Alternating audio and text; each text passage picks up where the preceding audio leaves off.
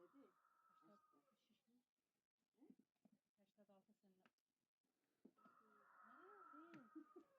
hani birbirimiz şey verdi. Gel mama yine sazını getir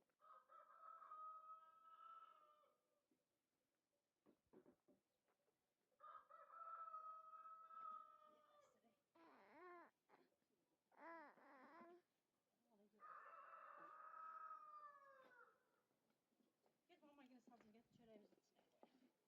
Sacın.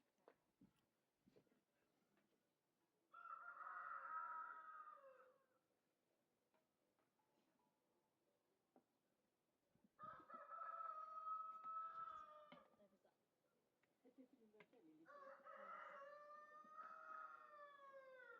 Yaşar da gel koy bırak. Bəli. Kaşa pişirmir o niye? Kaça mı güzel?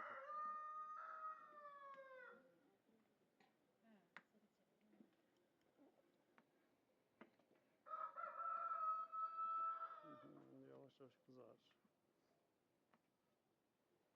Ver bana ver. Hadi iyi bak. Sağ ol.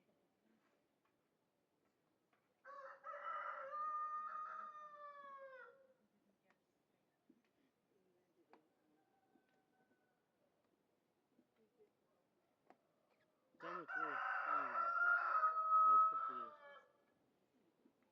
Yollayacağım mahvarıya, səhər özü göstərəcək.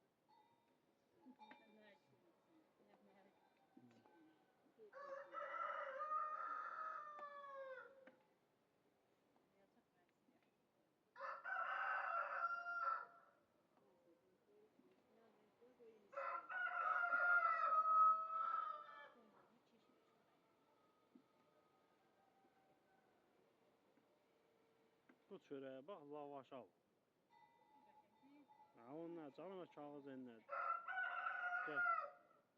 Kişini tut. Ben film bərdar. Dürbününü götür.